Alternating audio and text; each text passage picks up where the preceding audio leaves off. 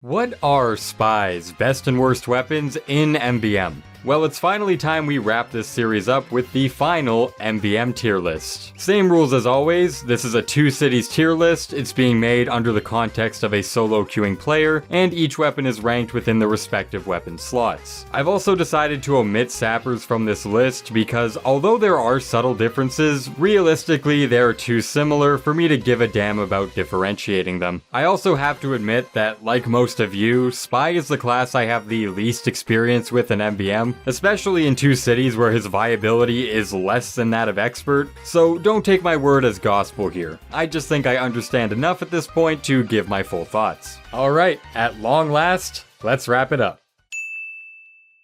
Both Invis watches are D tier for pretty much the exact same reasons. In MvM, the robots are always fooled by your disguises, so Cloak doesn't really serve any purpose in the stealth department. Its only real use is getting that extra 20% damage resistance when you need to get out of dodge, but another watch gives you all of that and more, so it's severely outclassed.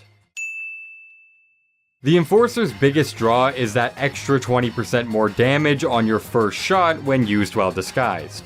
This doesn't mean much. As mentioned, disguises are very effective against the robots, so if you're not actively stabbing, you'll want that metal character portrait at all times. So giving that up for a bit more damage on one shot just isn't worth it. Even in moments where robots aren't roaming the area and a tank is in play, its slower firing speed and lack of critical hits make it far worse in that area as well. It's clearly meant to be a finisher weapon, something that can pick a stray robot off that has low health, but other revolvers do that job much better.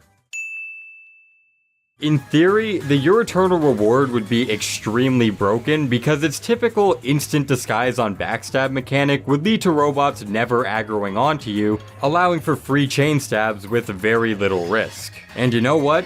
Valve agreed with that because they added a delay to disguising after a stab, which neuters the safety you would normally get. Now, you have all the downsides of faster cloak drain and slower walk speed when stabbing low mobility classes with none of the benefits. But the big issue is that if you miss even one backstab, you need to either consume your entire cloak meter if you want to redisguise, or attempt to stab without one, which isn't the brightest idea. You often trade your on-the-fly escape tool just to get your default disguise ability back. If my Eternal Reward was shit, this weapon would fit the bill.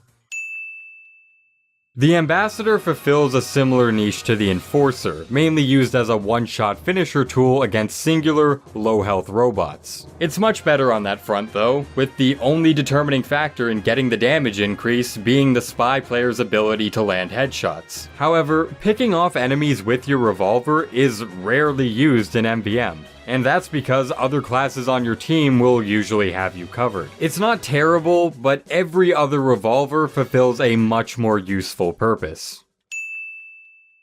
And speaking of more useful purposes, Stock has the best unmodified sustained DPS of any of the revolvers. It doesn't have a firing speed nerf, it doesn't have a damage nerf, and it can still random critical hit, a combination that can't be said for any of the alternatives. This makes it the best revolver to use on tanks when there's nothing else to attack, but outside of that, it doesn't have much utility.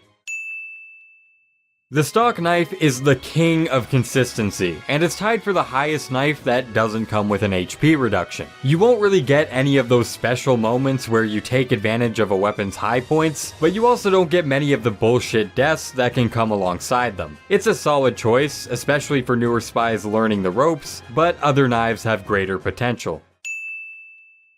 On waves without pyros, the Spycicle is pretty much a complete reskin of stock, barring the whole Mr. Freeze thing. But you might be thinking, well, on waves with pyros, your knife burns up, so it's clearly a downgrade, right? To which I'd add, it's actually more of a side grade. See, if you use your sapper and switch to the Spycicle while your sapper is recharging, the knife usurps the melt penalty and functions as normal. You gain the fire resistance, but because you can't switch back to your sapper, the knife stays active. However, when your sapper isn't on cooldown, then yes, the knife does burn up as normal, and that can be pretty annoying. You can weigh the pros and cons in whatever way you'd like, but for my money, I'd put it mostly on par with the stock.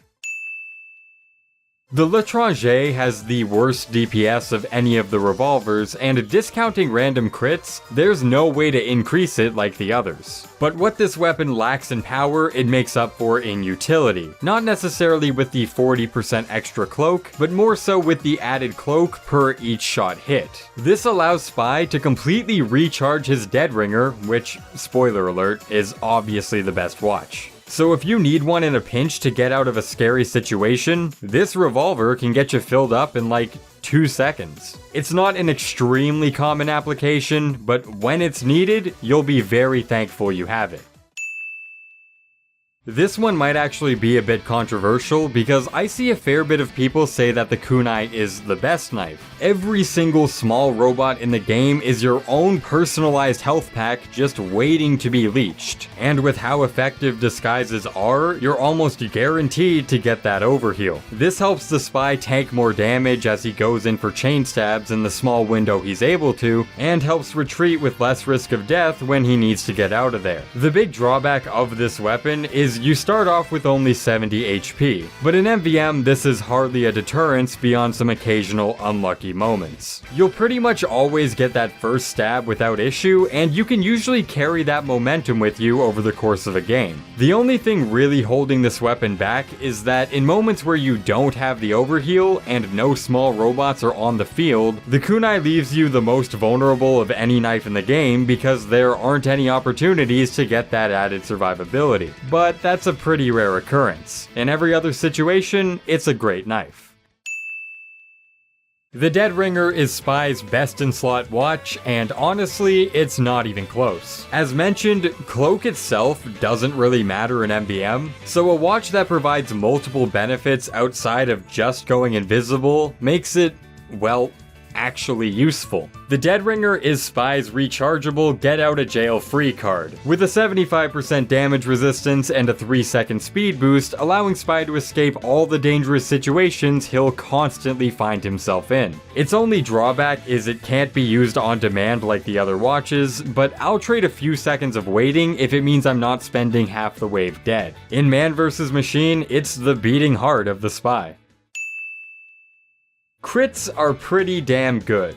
You know what makes them even better? When you get them for free.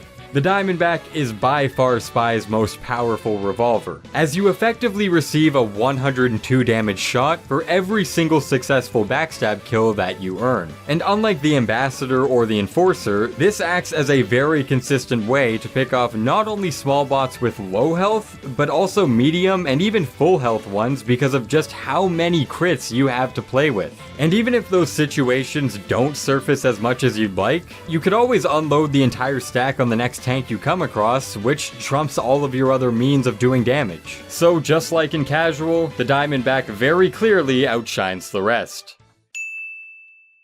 I personally believe the Big Earner is Spy's best knife because both of its benefits are incredibly useful inside of MvM. The added speed boost allows you to connect chain stabs more easily, lets you consistently strafe stab around the giants, and aids in pivotal escapes without the use of a Dead Ringer. You can debate the tankiness of the kunai versus the evasiveness of the Big Earner and which one leads to better survivability, but ultimately both are great at keeping you alive. But where the Big Earner outshines the kunai and the other knives is the ability to play more aggressively with less risk. The Spy can oftentimes play too fast for his Dead Ringer to keep up, which requires either waiting for it to recharge before rushing in, or jumping into the fray anyways without that added safety net. The Big Earner mitigates this issue a lot, allowing you to have your Dead Ringer active way more often. And not only that, although I've neglected to mention Money Spy till this point, I think it goes without saying that greater mobility helps a lot on that front.